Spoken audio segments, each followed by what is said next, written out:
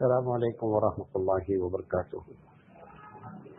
الحمدللہ رب العالمین والعاقبۃ للمتقین والصلاۃ والسلام علی رسولہ الکریم۔ محترم حضرات، ہم کہ مدرسے کو ماڈرنائز ہونا چاہیے، یعنی عصری تعلیم اور مدرسہ دونوں ایک ساتھ چلنا چاہیے یا دونوں کو الگ الگ چلنا چاہیے۔ اس سلسلے میں ہم نے آپ کے سامنے 2 پروگرام رکھا۔ آج ہم تیسرا پارٹ اس کا رکھ رہے ہیں، اور آج ہم جو بات آپ سے کرنا چاہتے ہیں بہت کھل کر کے یہ بات بتانا چاہتے ہیں کہ اہل مدارس اس سلسلے میں کیا رائے رکھتے ہیں کہ مدرسے کے ساتھ عصری تعلیم، یعنی بچہ ہمارا مولوی بھی بنے، اسی وقت 12ویں بھی پاس کرے، اسی وقت انجینئر بھی بن جائے یا ڈاکٹر بن جائے یا پروفیسر بن جائے، یہ ایک نظریہ ہے۔ اور اس نظریے پر کیا لوگوں کی رائے ہے؟ تو اس میں 2 رائے بنیادی طور پر ہے۔ ہم دونوں کی رائے ذکر بھی کریں گے، کمنٹ بھی کریں گے اور مسئلے کا حل بھی نکالیں گے۔ تو سب سے پہلی رائے یہ ہے اہل مدارس کی کہ عصری تعلیم قطعی مدرسے میں داخل ہی نہیں ہونا چاہیے۔ ٹوٹل ایک ذرہ برابر بھی عصری تعلیم جو ہے اس کا مدرسے سے کوئی تعلق نہیں ہونا چاہیے۔ جب ان سے بات کی جاتی ہے کہ آپ ایسی باتیں کیوں کہتے ہیں، تو جو اپنے نظریے پر وہ دلیل دیتے ہیں، وہ ایک حد تک ان کی دلیل بڑی قابل غور ہے۔ وہ کہتے ہیں کہ جب مدرسے والوں، ایسے مدارس جن لوگوں نے عصری تعلیم کو اپنے ساتھ رکھا اور ایک ساتھ بچہ حافظ ہوا یا SSLC کر لیا یا عالم ہو گیا، PUC بھی کر لیا، تو اس کے کرنے کے بعد کوئی بھی اس لائن میں مدرسہ ممبر اور دعوت کی لائن میں آنے کے لیے تیار نہیں۔ نتیجہ یہ نکلتا ہے کہ وہ بچہ، وہ طالب علم جو فارغ ہوتا ہے، وہ اگر PUC ہو گیا ہے تو BSc کرتا ہے، MSc کرتا ہے، پروفیسر بنتا ہے، اس لائن میں 1% بھی آنے کے لیے لوگ تیار نہیں ہیں۔ اس لیے بہتر یہ ہے کہ مدرسے کو عصری تعلیم سے 100% کیا رکھا جائے، دور رکھا جائے۔ ان کی دلیل قابل غور ہے، اور ایسی یہ بات ایک حقیقت ہے کہ جو لوگ، میں خود اس لائن کا آدمی ہوں، جو لوگ اس لائن کو پڑھ کر پھر انگریزی تعلیم کی طرف جاتے ہیں، تو انما الاعمال بالخواتین کے تحت وہ آخری چیز ان کے اوپر چسپاں ہو جاتی ہے اور یہ مولوی والا پورا چیز بھول جاتے ہیں۔ حتیٰ کہ ہمارے یہاں جو ایک استاد ہیں، وہ اپنا ایک تجربہ بتا رہے تھے، بشیر بھائی، کہ انہوں نے جہاں سے ڈپلوما کیا، تو وہاں پہ میں نام نہیں لوں گا کیونکہ پھر نام لیں گے تو بڑی بات ہو جائے گی، جہاں سے انہوں نے ڈپلوما کیا وہاں پہ جو ان کو پڑھانے والے لوگ تھے، وہ مولوی تھے جو اس لائن سے اس لائن میں آئے، اور آنے کے بعد انہوں نے یہ پڑھایا کہ صاحب مولوی کو عصری تعلیم حاصل کرنا چاہیے، لیکن وہ پڑھانے والے 2 کے دونوں کلین شیو۔ جب ادھر سے اس لائن میں گیا بندہ تو 99% آپ یہ سمجھ لیجئے کہ دین سے دور ہو جائے گا۔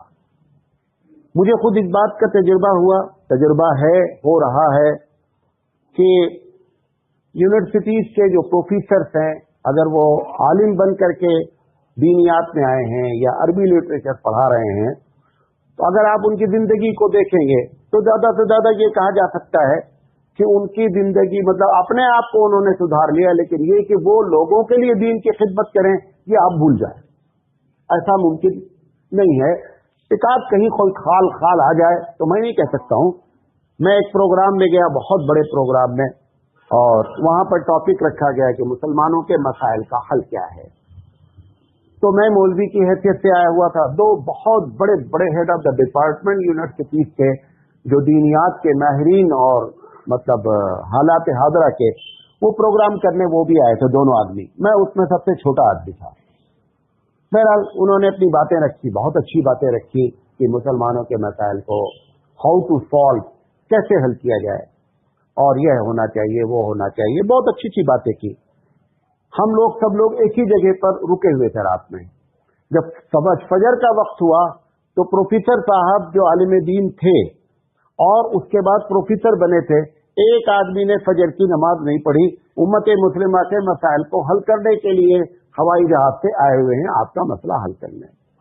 मुझे लग गई, जब नमाज में नहीं हाजिर हुए, हम 2 आदमी थे, मस्जिद वहां से दूर थी, तो हम 2 आदमियों ने जमात कर लिया वहां पर। मुफ्ती साहब थे, हम थे। तो मैंने कहा मुफ्ती साहब मैं इनसे पूछूंगा कि मसला ऐसे ही हल होगा। तो उन्होंने कहा सिराज भाई बहुत बड़े बड़े आदमी हैं ये लोग, प्रोफेसर हैं, दुनिया इनकी कदर करती है। हमने कहा मैं भी कदर करता हूँ, लेकिन मैं पूछूंगा जरूर। उन्होंने कहा जब पूछना मौलाना तो मैं मौजूद नहीं रहना। हमने कहा मैं आपकी उसमें क्या मैं पूछूंगा? कहना नहीं, मैं मुझे खुद शर्म लग रही है। तो हमने कहा, मैंने जब कहा कि पूछूंगा तो कहा ठीक है, जब तुम कब पूछोगे? हमने कहा जब वो चाय पीने उठेंगे, क्योंकि वो तो जरूरी है, बिट्टी चाहिए। जब बिट्टी के लिए आएंगे तब हम जो है ना उस वक्त उनसे क्रॉस क्वेश्चन करेंगे। मैंने कहा मैं बाहर चला जाऊंगा। खैर वो बिट्टी का मामला हुआ ही, आए, चाय हुई, नाश्ता हुआ, ईरान की तूरान की क्या क्या बातें। जब सारी बात वो फकत भी करने लगे, वही टॉपिक पर ऐसा है मुसलमानों में ये प्रॉब्लम्स है। तो मैंने कहा प्रोफेसर साहब ये बताइए कि पिलर्स के बगैर छत पड़ती है क्या नहीं पड़ सकती? हमने कहा अल्लाह के रसूल ने नमाज को पिलर्स ऑफ इस्लाम कहा है। क्या कहा है? अरकान ईमान नहीं, अरकान इस्लाम। अरकान इस्लाम आप दोनों प्रोफेसर साहब ने ऐसे भाई क्या करोगे दादा दादा कहोगे, बहुत बेहुदा किस्म का आदमी कहो। वही ना कहने की वजह से तो तुम्हारे अंदर बेहूदगी पैदा हुई है। अगर हर जगह उनको इस तरह से टोका जाता तो ये बेहूदगी पैदा नहीं होती। तो मैंने कहा कि आप दोनों आदमियों ने कल बेहतरीन तकरीर की, सुबह से फिर लेक्चर पे लेक्चर दे रहे हैं और हालात का जायजा, तज्जिया, मसाइल का हल। हमने कहा आप पिलर्स के लिए तैयार नहीं हैं, छत कैसे पड़ जाएगी? तो पता क्या चला कि जब इस लाइन से उस लाइन में जाते हैं तो बड़ी अच्छी बातें कर लेते हैं और बड़ा लोगों को लुभा लेते हैं। अल्लाह मदद क्यों नहीं करता है? अल्लाह मदद इसलिए नहीं करता है कि तुम छत का प्लान बेटा बना रहे हो और पिलर तुम्हारे यहाँ तैयार नहीं है, छत जमीन पर पड़ेगी। ऑलरेडी वहां छत मौजूद है, उस पर मजीद डबल डालने की कोई जरूरत नहीं है। तो ये जो बात ये लोग कह रहे हैं कि असली तालीम हासिल करने के बाद आदमी उस तरफ टोटली चला जाता है, इसको इग्नोर नहीं किया जा सकता। ये एक हकीकत है कि वो मस्जिद, मदारिस, दावत के काम में लग जाएं, इन तीनों काम से वो दूर हो जाते हैं। मैं इनको जवाब देना चाहता हूं, बात उनकी मैं एक्सेप्ट कर रहा हूं एकदम, और तजुर्बा है। मैं अपने लिए, हमारे घर में 2 आदमी हैं, हमारे चचा मोहतरम इंतकाल हो गया, अल्लाह उनकी बख्शिश करे। चचा हमारे जो है वो अलीगेरियन थे। अलीगेरियन के बाद चचा जान हमारे कासमी थे, और कासमी होने के बाद फिर उन्होंने जामिया अजहर से क्या किया था, इस्लामियात पर एमफिल किया था। तो मेरे लिए उन्होंने एक तरीका निकाला कि आप मौलवी बनने के बाद इस लाइन में नहीं जाइए, पहले आप ग्रेजुएशन कर लीजिए और फिर मौलवी बनिए। तो आखिर की जो चीज है वो आपके ऊपर छाप बैठेगी, पहली वाली क्या हो जाएगी वो उसके ऊपर हो जाएगी। तो उन्हीं को के पैरवी में हमको ये हो गया कि हमने पहले ग्रेजुएशन, फिर पोस्ट ग्रेजुएशन करते हुए फिर मैंने क्या किया, पूरा मौलवी का कोर्स किया, वो जिसके वो नतायज आप देख रहे हैं। तो इस तरीके से ये बात हकीकत है। तो अब सवाल ये है कि इसका मतलब ये तो बहुत अच्छे लोग हैं जो कह रहे हैं कि असली तालीम को मदरसे में घुसने नहीं देना चाहिए। इनको जवाब मैं देना चाह रहा हूं कि मैं असली तालीम के सब्जेक्ट की बात ही नहीं कर रहा हूं। मैं कह रहा हूं कि एक सुटेबल कोर्स, जिसको हमने कल या परसों आपके सामने रखा था, तो ब्रिज कोर्स के नाम पर एक सिलेबस तैयार किया जाए, माहिरीन बैठें और बैठने के बाद इसका सिलेबस तैयार किया जाए और उनको स्पेशलिस्ट को बुला करके लेक्चर्स दिए जाएं, और वो सब्जेक्ट जिसकी बुनियाद पर वो दुनिया में ऐसा लग रहा है कि पेवन लगा हुआ है, वो पेवनकारी दूर हो जाए और उनकी जॉब का जो मसला है वो भी हल हो जाए। और इसका सबसे बड़ा मामला क्या होता है, जैसे मैं हूं, मैं अपनी मिसाल दे रहा हूं, मैं अगर बीच में एक जुमला अंग्रेजी बोल देता हूं तो जो अंग्रेजी तबका बैठा रहता है, कभी मैं बहुत काबिल आदमी है, मैं चाहे गलत अंग्रेजी बोला रहा हूं तो भी चूंकि मैं बोला हूं, वो उससे अच्छे जुमले बोले उनकी कदर नहीं होगी, मैं गलत बोल दूंगा तो बहुत कदरदान ठहर जाऊंगा। تو अगर मौलवी थोड़ा से भी इस लाइन में आगे आ जाएगा ना, तो नफ्सियाती तौर पर ऐसा प्रेशराइज होती है पब्लिक कि फिर वो आपकी कदरदान हो जाती है। तो जो आपको प्रॉब्लम है वो प्रॉब्लम अपने आप क्या होती है, हो जाती है। लिहाजा बात अपनी जगह सही है कि असली तालीम अगर दाखिल होती है तो प्रॉब्लम लाती है। हम असली तालीम की बात नहीं कर रहे हैं, हम एक ब्रिज कोर्स की बात कर रहे हैं, और इस ब्रिज कोर्स के जरिए जो है वो मामले को हल किया जाए। मैं एक छोटी सी और मिसाल देना चाहता हूं आपको समझाने के तौर पर। मैंने एक कोर्स ऐसा बना दिया कि मौलवी बच्चा बनेगा और इंजीनियर बनेगा। ईमानदारी से आप बताइए, भारत में इतनी मस्जिदें हैं, मैं सारे फारिगीन दारुल के यहाँ के या तो प्रोफेसर बन जाएं, मौलवी प्लस इंजीनियर, मौलवी प्लस डॉक्टर, मौलवी प्लस प्रोफेसर। एक आदमी उसमें से बताओ कि जो तरावी के सुनाने के लिए तैयार हो जाए, प्रोफेसर साहब, वो जो MBBS डॉक्टर हो गए, मौलाना हो गए, उनसे आप बोलिए कि हमारे यहाँ भाई साहब कुरान सुना दीजिए, वो पूरी मस्जिदें तुम्हारी वीरान हो जाएंगी।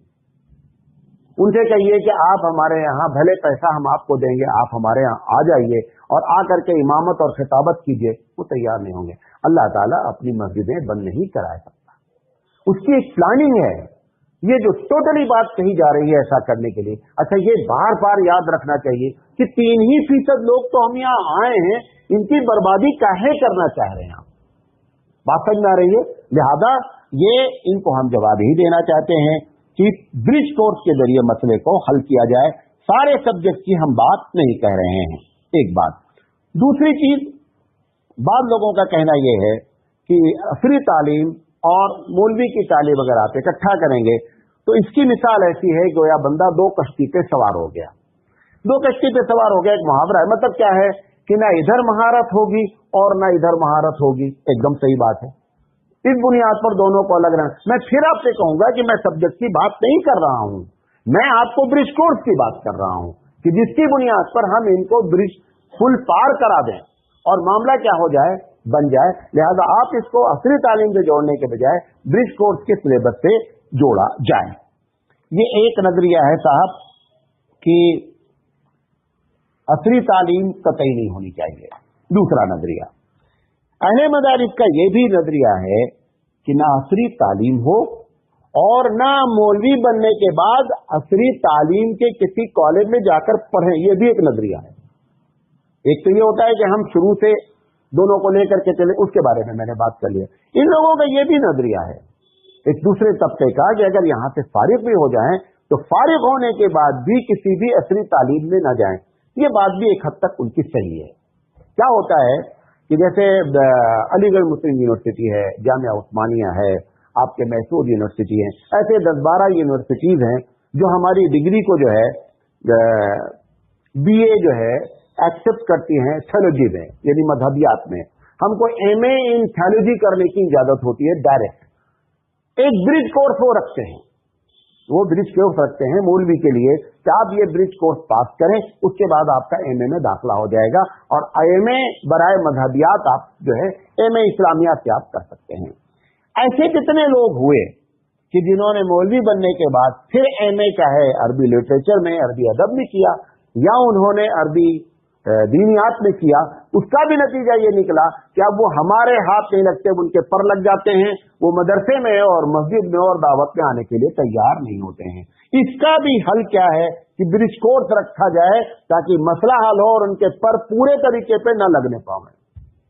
अगर पूरे तरीके पे पर लगे तो ये अब आपके हाथ नहीं आने वाले हैं। तो जो उनकी असल कमी है, जो उनकी प्रॉब्लम है, उस प्रॉब्लम को हल करने की कोशिश की जाए।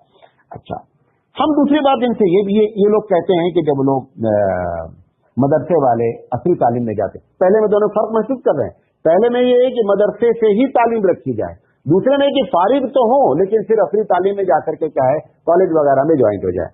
तो उन लोगों का कहना यह है कि उनकी शक्ल, उनकी सूरत, उनका मिजाज सब कुछ बदल जाता है। सही बात तो है, लेकिन एक सवाल यहाँ यह भी होता है कि आखिर आपने 10 साल कैसी तरबियत की कि ये तरबियत 10 साल में जाने के बाद चंद दिनों में उनके असरात को कबूल कर ली थी और आपकी 10 साल तरबियत नाकाम है। यहां पर भी एक सवालिया निशान हमारे मदारिस पर है कि आखिर हमने कैसी तरबियत की है। हमसे एक शायद कहने लगे कि वो हमारे बेटे को बहू आई और 1 हफ्ते में क्या किया उसने अपने कब्जे में कर लिया। तो हमने कहा इसका मतलब बहुत काबिल है। बहू आई, लड़की आई, 2 दिन की छोकरी हमारे बेटे को कब्जे में कर लिया। हमने कहा वो बेटा कितने साल का है? कहा 26-27 साल का है। तो हमने कहा 25 साल तक तुमने तरबियत की?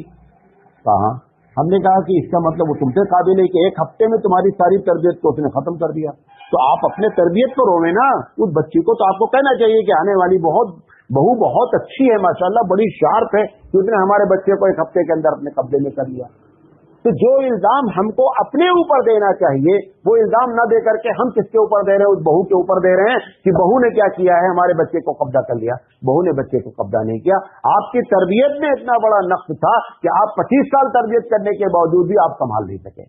तो अगर 10 साल हमने इनको पढ़ाया और 10 साल पढ़ाने के बाद वो थोड़ा देर जा करके वहां कॉलेज में पहुंचे तो 10 साल का लिबादा सब कुछ उतार कर क्लीन शेव भी हो गए, लिबास भी बदल डाला, नमाज़ें भी छोड़ने लगे, तो एक मरतबा ये हमारे लिए भी सवालिया निशान है कि हमारी तरबियत में कहीं न कहीं नक्स पाया जाता है। इसको इल्जाम देने के बजाय अपने अमल का मुहासिबे का टाइम जाने कि ये हमारी अकाउंटेबिलिटी का वक्त है। तीसरी चीज, कहीं ऐसा तो नहीं है, खुदा न खास्ता मैं किसी की नीयत पर हमला नहीं करना चाहता हूं, लेकिन एक तज्जिया निगार को सारी बातें सामने रखनी पड़ती हैं।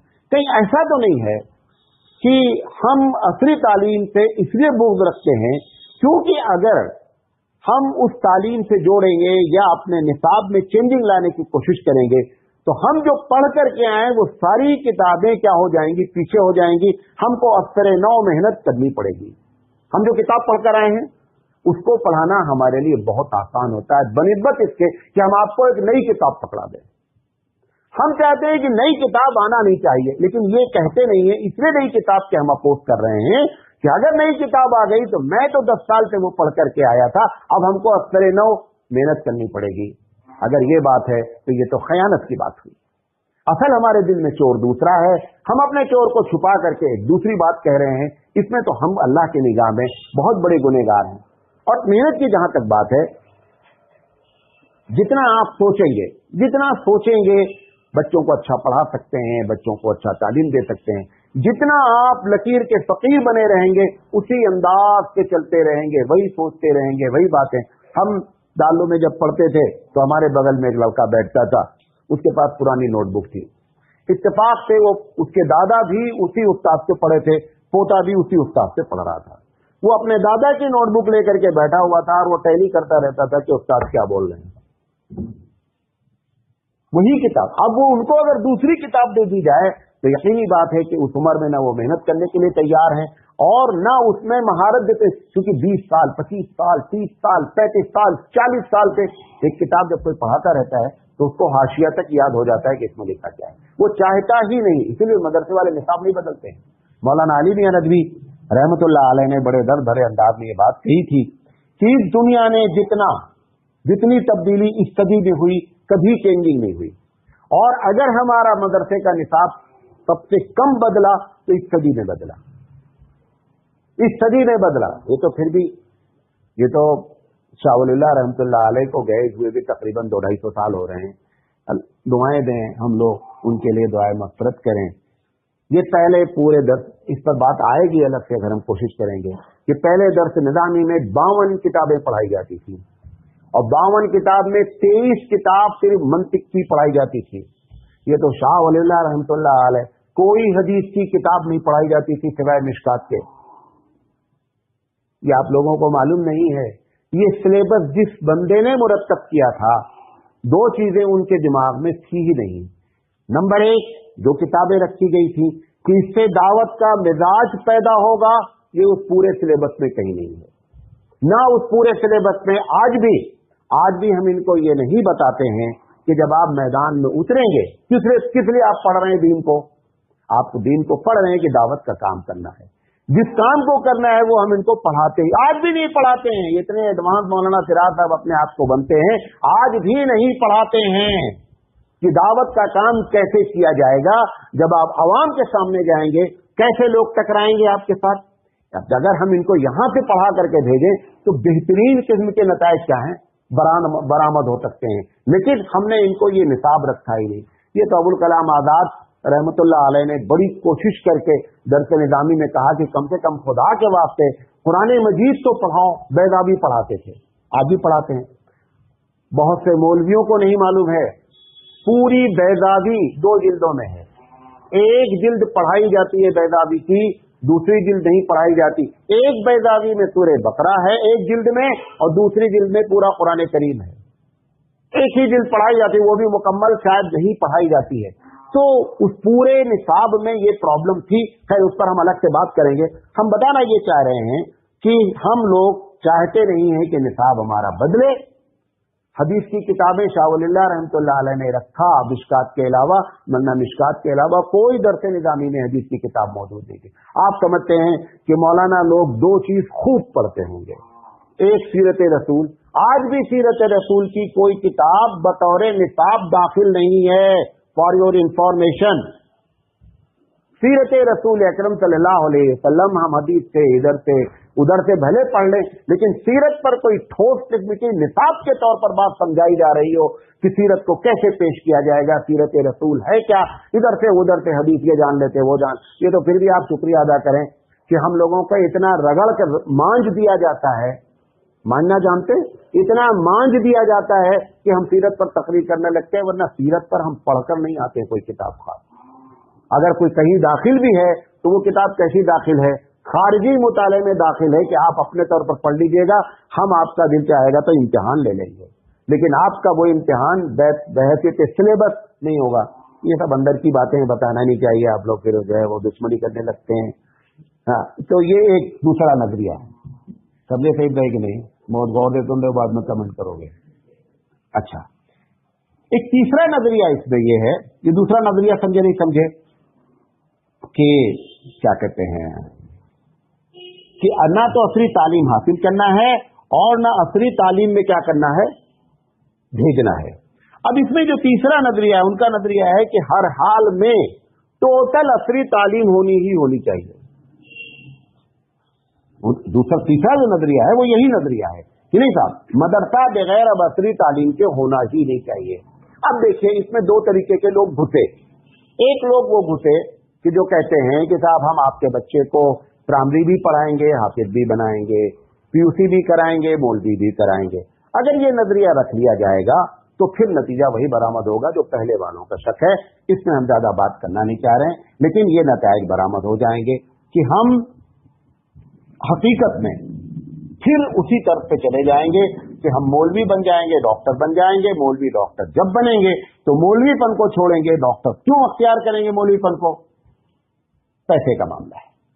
क्या मामला है? पैसे का। पैसे के बारे में एक बात ब्रेकेट की बताते चलते हैं, बड़े मजे की बात याद आ गई है। देखिए, उस दिन मैंने आपसे पैसे के बारे में बात किया था कि अवाम की जिम्मेदारी है कि इस मसले को हल करें। मैं एक बात और कहना चाहता हूं कि अगर कोई आदमी फौज में भर्ती हो, गौर से सुनिए मिसाल को, एक आदमी फौज में भर्ती हो, फिर फौज में भर्ती होने के बाद ये कंप्लेंट करे कि यहां जान का बहुत बड़ा खतरा है, तो बताइए कि क्या जवाब दिया जाएगा? एक आदमी को जॉब खुद से गया है, किसमें? फौज में गया है। अब कंप्लेन करता है सरकार के खिलाफ, अपने ऑफिसर को खत लिखता है कि यहां तो जान का बहुत बड़ा खतरा है। वो जवाब क्या देगा कि भैया अगर जान इतनी प्यारी थी तो इस डिपार्टमेंट में आना नहीं चाहिए था। ये जवाब देगा कि नहीं? सवाल ये है कि आपने अगर कासिम नानोती रहमतुल्लाह अलैह के नजरिए को चुना है तो आप इतना पैसे पर क्यों मर रहे हैं, ये बात भी ध्यान रखनी चाहिए।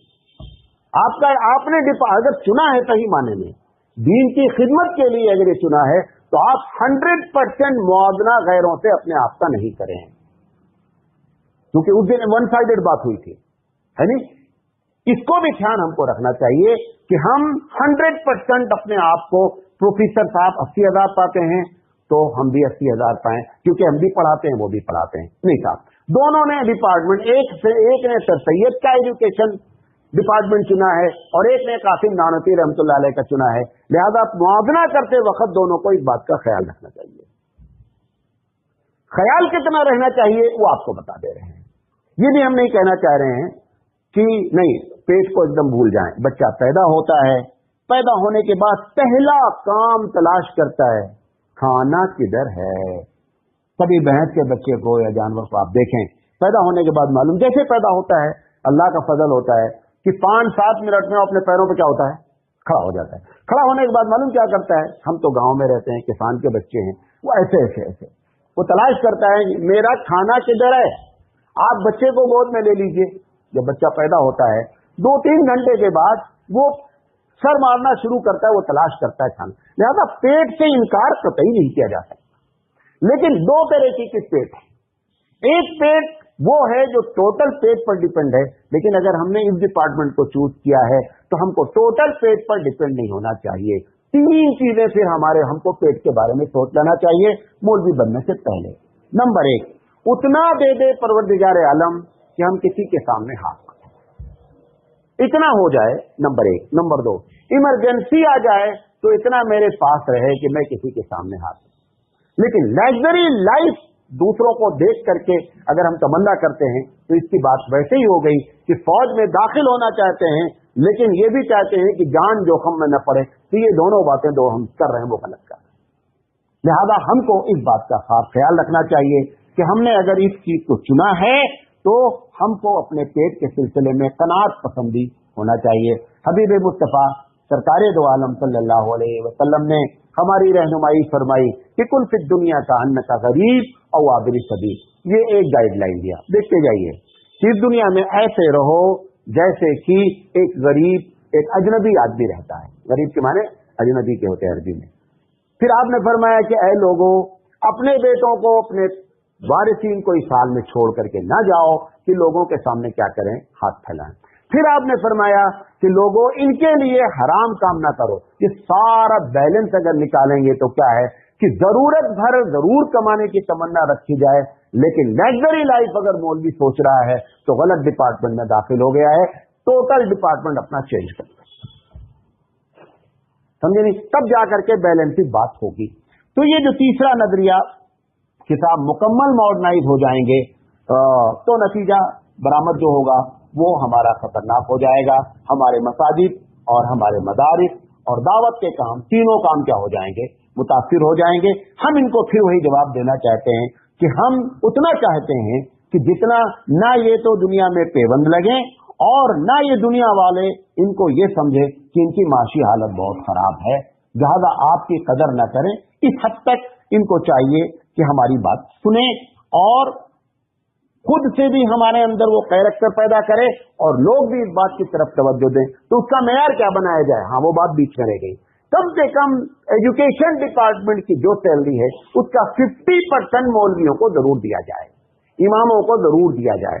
50% پہ لا کر, آپ کو معلوم ہے ابھی ہم ان سے کہہ دیں ہمارے پاس تنخواہیں کتنی ہیں, 13 سے 14 ہزار, محترم صاحب کی 20,000. ہم اگر ابھی کہہ دیں کہ تمہاری تنخواہ 20,000 اگلے مہینے سے ہوگی, آپ یقین جانیں کہ جتنا تم 80,000 پا کر کے خوش ہوتے ہو اس سے 10 گنا زیادہ یہ 20,000 سے خوش ہوں گے. ایسا نہیں جانے کہ ان کے مزاج میں قناعت نہیں ہے. قناعت تبھی 20,000 پر پھر یہ کہہ کر کے یہ اسٹرائک نہیں کریں گے, یہ کہہ کر کے کبھی پورے مدارس کی تاریخ بتاتا ہوں, پورے مدارس کی بھارت کی تاریخ بتاتا ہوں کہ کبھی مولوی نے آج تک کسی مدرسے میں تنخواہ کی بنیاد پر اسٹرائک نہیں کیا ہے, سمجھے. اگر ان کی تھوڑی سی بھی 1/3 بھی آپ لے کر کے آ جائیں, ایک بخاری پڑھانے والا, ایک جلالین پڑھانے والا, ایک ہدایہ پڑھانے والا. ہدایہ وہ کتاب ہے کہ اگر اسلامی حکومتیں ہوں تو ہدایہ کا پڑھنے والا ڈائریکٹ جج کی پوسٹ پر اپائنٹمنٹ ہونا چاہیے. اب ایسے لوگوں کو اگر وہاں پہ 70,000 اور 80,000 مل رہی, نہ آدھے پر لے کر آویں, کم سے کم 1/3 پہ لے کر آویں, لیکن 1/10 پر جو لے کر آیا گیا ہے یہ پبلک ظلم کر رہی ہے.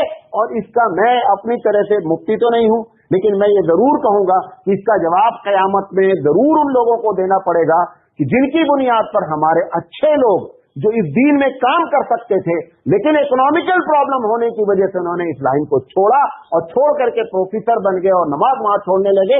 اس کا سوال ان سے بھی ہوگا جس کی وجہ سے انہوں نے اس لائن کو چھوڑا ہے, بخشے وہ بھی نہیں جائیں گے.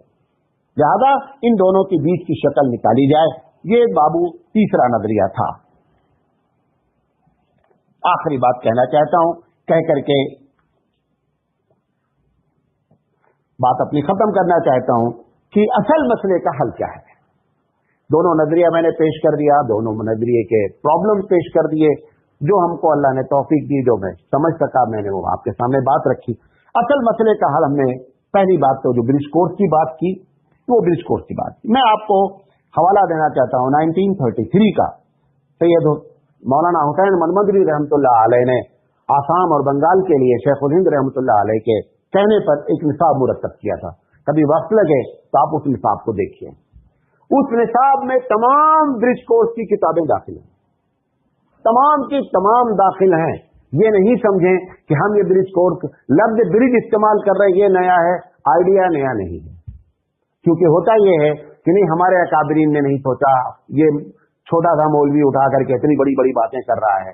तो हम जो बातें कर रहे हैं हम अकाबरीन के ही नक्शे कदम पर ही कर रहे हैं। लिहाजा आप मेरे बारे में ये ना जाने कि ये कोई नया आइडिया दे रहा है, ये इन्हीं लोगों के आइडियाज हैं जिसको हमने अपने अंदाज में कुछ अच्छा करके और कुछ जो है वो सहल अल्फाज में आपके सामने पेश कर दिया है, वरना ये आइडिया हमारे अकाबरीन का है। नंबर 2, मसले का हल ये है, नंबर 1 ब्रिज कोर्स, नंबर 2 कि जरूरत भर असली तालीम दी जाए, जैसे कि एक आदमी को दुनिया न छूटने पाए और आखिरत न छूटने पाए और दुनिया बर्बाद न होने पाए। लेकिन एम जिंदगी का जो मकसद है मोमिन के वो क्या है? वो आखिरत है। वो अगर हाथ से जा करके दुनिया बन रही है तो सौदा हमने खसारे का किया है, चाहे मौलवी होकर के किया है और चाहे प्रोफेसर होकर के किया है, दोनों के लिए खसारा है। लेकिन हमारे ऊपर ये जिम्मेदारी ज्यादा हो जाएगी क्योंकि हम उस नजरिए के हामिल होने के बावजूद भी हम उस नजरिए को फेल कर दिया, लिहाजा हमारी जिम्मेदारी बढ़ जाती है। तो जरूरत भर असली तालीम दी जाए, ब्रिज कोर्स की तैयारी की जाए। कासिम नानोती रहमतुल्लाह अलैह, चूंकि कासिम नानोती रहमतुल्लाह अलैह का ये आइडिया है, जो पूरी बातें बयान की जा रही हैं, आपको मालूम है कि कासिम नानोती रहमतुल्लाह अलैह ने अपने आखिरी दौर में दारूल के निसाब में संस्कृत रखा और संस्कृत को कैरेज करने के लिए कि लोग संस्कृत पढ़ें, कासिम नानोती रहमतुल्लाह अलैह ने वजीफे जारी फरमाए। क्यों? क्योंकि उस वक्त आर्या समाज मुसलमानों को खाने के लिए तैयार थी। तो उनकी किताबों का मुताला किया जाए और मुताला करके बेहतरीन किस्म के मौलवी संस्कृत जान करके पैदा हो और उनका जवाब दें। तो पता चला कि जरूरत की जबानें, जरूरत की चीजें हमारे अकाबरीन के मिजाज में शुरू से रही है, उनका नाम ले करके बेमतलब उनको बदनाम ना किया जाए। तो इसके जो फायदे होंगे, इस जो मैं मसले का हल, सबसे पहला फायदा यह होगा कि माशी मसला इंशाअल्लाह अपने आप क्या हो जाएगा, हल हो जाएगा। नंबर 2, दीन की तबलीग में आपको मालूम है जब कासिम नानोती रहमतुल्लाह अलैह ने आखिरी हज किया तो जिस जहाज से जा रहे थे उसका जो कैप्टन था वो इटालियन था। अब कासिम नानोती रहमतुल्लाह अलैह तो एक शख्सियत थे, तो हज में लोग उनके पास इतना ज्यादा जा रहे थे, मसला पूछना, हजरत के पास बैठना, तो कैप्टन परेशान हो गया कि ये कौन आदमी है जिसके पास लोग इतना, पूरी मखलूक हज की उसी शख्स के पीछे लगी हुई है और वो सीधे साधे आदमी थे। तो उस कैप्टन ने आकर के हजरत के पास बैठा वो भी। अब हजरत की जबान दूसरी, उसकी जबान दूसरी, वो अंग्रेजी का माहिर, हजरत जो है वो अपनी जबान में। अब कासिम नानोती रहमतुल्लाह अलैह से अब बीच में एक लाया गया, कौन? मीडिएटर, तर्जुमान वाला। तो वो अंग्रेजी से हजरत को बताता उर्दू में, फिर हजरत की बात क्या करता अगले, क्योंकि मौलाना कासिम नानोती होता बहुत शार्प आदमी थे, तो मौलाना की बातें जब वो ट्रांसलेट करता बीच वाला तर्जुमान, तो मौलाना को यह महसूस हो रहा है कि ये तर्जुमानी उस तरीके से नहीं कर पा रहा जिस तरीके से मैं अपनी बात को कह रहा हूं। तो मौलाना की बड़ी तमन्ना हुई कि काश मैं अंग्रेजी जुबान जानता, और करीब था इस दरम्यान में, क्योंकि इस वक्त 7-8 दिन लगता था हज करने के लिए, करीब था कि ये ईमान कबूल कर लेता, मालूम आपको, करीब था कि ईमान कबूल कर लेता, लेकिन उसको जो समझाने के वाले लोग थे बीच में समझा नहीं पाए। तो मौलाना को बहुत सख्त अफसोस हुआ कि काश में जबान। तो सबसे बड़ा फायदा यह होगा कि एक दीन का तबका, एक पढ़ा लिखा तबका जो अंग्रेजी जानता है, अंग्रेजी जो बंदा जानता है, आपको मालूम है उसकी प्रॉब्लम, थोड़ा सा टाइम ज्यादा हो जाएगा, बात पूरी करते हैं। अंग्रेजी जो लोग जानते हैं, जब आप उनके सामने अंग्रेजी में छोटी भी बात बोले, ओ तेरी जीनियस का है, क्या है, उनको पहले से दीन के बारे में मालूम नहीं है। आपने छोटी सी बात अंग्रेजी में दीन की कर दिया तो समझते हैं ये टॉपर है। तो ऐसे माहौल में टॉपर बनना बहुत आसान है, क्योंकि उस लाइन से लोग लगे नहीं हैं। जहां तक टॉप क्लास के दौड़ने वाले हैं, मौलाना सिराज वहां दौड़ेंगे तो कुछ भी नहीं, लेकिन अगर अपाहिज दौड़ने वाले हैं तो मैं तेज भी चलूंगा तो नंबर 1 पर आ जाऊंगा। तो दीन की तबलीग अंग्रेजी जबान में, डॉक्टर जाकिर नाइक क्यों फेमस हो गए? آپ کیا سمجھتے ہیں کہ ڈاکٹر ذاکر نائک بہت قابل آدمی ہیں؟ میں ڈاکٹر ذاکر نائک سے بہت قریب سے میں نے باتیں کی ہیں. 2 باتیں بنیادی طور پہ تھی جس کی وجہ سے وہ بندہ انٹرنیشنل بن گیا. ایسے ٹاپک کو چنا جس میں ہمارے علماء کورے تھے. ٹاپک کیا تھا؟ Compare between the religion, between the Hinduism and Christianity. اسلام کو کرسچینٹی سے، اسلام کو ہندوازم سے کمپیئر کرنا. ہمارے علماء اسلام میں کیا تھے؟ خالی تھے. پورا میدان خالی پڑا تھا. اب وہ میدان جب اسے، کیونکہ اس کو چوز کرنے کے لیے جس زبان کی ضرورت تھی وہ زبانیں اسے آتی تھی، لہذا اس کو آسان ہو گیا. حالانکہ اس میں مہارت حاصل کرنا، میں آپ لوگوں کو بتاتا ہوں کہ 6 مہینے اگر محنت کی جائے تو آپ ڈاکٹر ذاکر نائک سے زیادہ ماہر ہو سکتے ہیں. کیوں؟ کیونکہ آپ آلریڈی قرآن کریم جانتے ہیں، حدیث جانتے ہیں، بہت آسانی سے مسئلے کو حل کر سکتے ہیں. لیکن انہوں نے اس ٹاپک کو چنا کہ جس میں مولوی ایک دم کیا تھا، اس میدان میں موجود نہیں تھا. اور دوسری چیز یہ تھی کہ جس زبان کو چنا انہوں نے، اس زبان میں ہم جیسے لوگ تقریر کرنے والے، لکھنے والے موجود ہی نہیں تھے. لہٰذا جب اس نے انگریزی میں نئے ٹاپک پر بات کیا تو لوگوں نے کہا doctor Zakir, scholar, you don't know, simply you are talking. تو یہ بنیادی 2 وجہ تھی جس کی وجہ سے پوری دنیا پہ چھا گئے. اگر آپ دین کا علم حاصل کر کے اس لائن میں انگریزی اور اصلی تعلیم لے کر آ جائیں گے، آپ ڈاکٹر ذاکر نائک سے اوپر جا سکتے ہیں. محدود ہوتی. دیکھیں، قرآن میں مہارت حاصل کرنا، حدیث میں مہارت حاصل کرنا بہت بڑا مسئلہ ہوتا ہے. یہ سمندر ہے. کیا ہے؟ سب کچھ آپ ساری تفسیریں پڑھ لیں اور پھر کہیں کہ میں تفسیر میں ماسٹر ہو گیا. کچھ بھی نہیں ہوئے ہیں ہم. تفسیر ہے. اللہ کے رسول فرمایا لا تنقصوا عجائبہ، اس کے عجائبات ختم نہیں ہوتے ہیں. لیکن یہ ساری فیلڈ ایسی ہے کہ تھوڑی سی محنت کریں گے تو آپ نمبر 1 پر آ جائیں گے. تو ایک فائدہ یہ ہوگا کہ دنیا آپ سے متاثر ہوگی، اور متاثر ہو کر جب آپ کی بات سنے گی تو اس کے دل میں بات اترے گی. یہ دوسرا فائدہ ہوگا کہ اگر برج کورس اور ضروریات کے سبجیکٹ پڑھائے جائے تو اس کا یہ دوسرا فائدہ. اور تیسرا فائدہ جو آپ کو بتانا چاہتا ہوں وہ یہ ہے کہ جو ان کے دماغ میں بیٹھا ہوا ہے کہ یہ پیون والے لوگ ہیں، وہ بات ان کے یہاں سے ختم ہو جائے گی.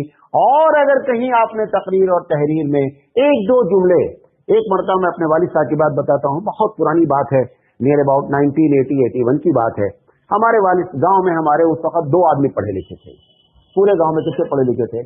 2 آدمی تھے. والد صاحب تقریر کیے. میں اس وقت BA فرسٹ ایئر میں پڑھتا تھا غالباً. انہوں نے ایک جملہ استعمال کر دیا انگریزی میں. کس میں؟ والد صاحب نے. انہوں نے کہا میرا پروگرام پوسٹ پون ہو گیا ہے. بس یہ جملہ تھا، مجھے یاد ہے آج تک.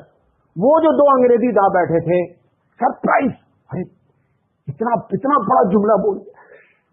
ایک تو یو پی میں بولنا اور دوسرے مولوی کا بولنا، دونوں باتیں اکٹھا ہو گئی.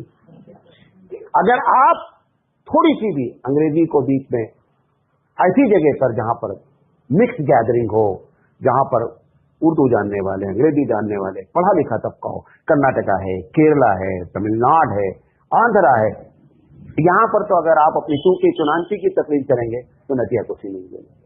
میں عمر آباد میں پڑھتا تھا تو جمعہ کی تقریر کرنے جاتا تھا.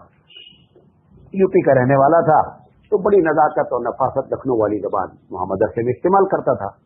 تو جب پہلی مرتبہ میں گیا تو ایک جگہ پر تو ہمارے استاد جہاں بھیجتے تھے جمعہ میں جاتے تھے، تو استاد نے ان سے وہ لیا کہ کیسا رہا، کیسا تھا. انہوں نے کہا تقریر جو ہے، تقریر انہوں بہت اچھی کرے. کیا اچھی کرے؟ نہیں، بہت چونکی چنانچی بہت بولے گے. اب وہ چونکی چنانچی ہی رہ گیا، بقیہ کچھ نہیں رہ گیا. زیادہ ان انسٹیٹیوٹوں میں خاص کر دین کے کام کرنے کے لیے ایسی زبانیں ہمارے لیے بہت زیادہ معاون ہیں. آخری بات، یہ جو لوگ پہلا نظریہ پیش کیا جس کا میں نے آپ کے سامنے، ان کو انرجی کہاں سے ملتی ہے؟ کہاں سے یہ طاقت پاتے ہیں؟ ان کو طاقت ملتی ہے کچھ غلط باتوں سے اور کچھ صحیح باتوں سے. ان کی سب سے بڑی طاقت جو ہے وہ یہ ہے کہ کچھ ہمارے اکابرین نے شروع میں انگریزوں کے خلاف میں کیا کیا تھا، انگریزی کے نہ پڑھنے کا فتویٰ دیا تھا. آج بھی اسی حالانکہ وہ سارے کے سارے فتوے کیا ہو چکے ہیں، منسوخ ہو چکے ہیں. رشید احمد گنگوہی رحمۃ اللہ علیہ کا نام لیا جاتا ہے، حالانکہ رشید احمد گنگوہی، محدث عبداللطیف دہلوی رحمۃ اللہ علیہ، مولانا تھانوی رحمۃ اللہ علیہ، حتیٰ کہ عبد الحفیظ بلیاوی رحمۃ اللہ علیہ جنہوں نے فیروز اللغات لکھا ہے، انہوں کو باقاعدہ اس سلسلے میں ایک کتاب لکھنی پڑی اور उस किताब में उन्होंने ये लिखा कि उलमाए देवबंद पर जो ये फतवा लगाया जाता, ये उलमाए देवबंद के बारे में जो बात कही जाती है कि उलमाए देवबंद अंग्रेजी के खिलाफ है, उसकी सख्त तरदीद की। और उन्होंने तकरीबन 70-80 सफ़े का एक रिसाला लिखा और लिखने के बाद बताया कि ये सारी बातें वक्ती तौर पर थी, वक्ती तौर पर इस किस्म के फैसले और फतावे दिए जाते हैं। लेकिन जहां तक नजरिए की बात है, नजरिया ये नहीं था कि जबान को सीख, कैसे कोई मोमिन कोई आलिम नजरी किसी जबान के सीखने पर, सरकार दो आलम सल्लल्लाहु अलैहि वसल्लम के जमाने में आपने फरमाया कि जो लोग फिदिया नहीं दे सकते हैं वो हमारे बच्चों को क्या कर दे, जबान सिखा दें। बात ये भी मसला आया कि इब्रानी सिखा दें, दूसरी लैंग्वेज सिखा दें। हमारे पास तो दलील मौजूद है जबानों को सीखने के लिए। लिहाजा अगर इसको इस अंदाज में सोचा जाए तो मौलवी बहुत ही कारामद है और हो सकता है, लेकिन अगर ऐसे ही करते रहेंगे तो नतीजा ये निकलेगा जो निकल रहा है। अल्लाह ताला से दुआ है कि अल्लाह ताला करने से ज्यादा अमल करने की तौफीक अता फरमाए। वाखिर दावाना अनिल हम्दुलिल्लाहि रब्बिल आलमीन। अस्सलामु अलैकुम।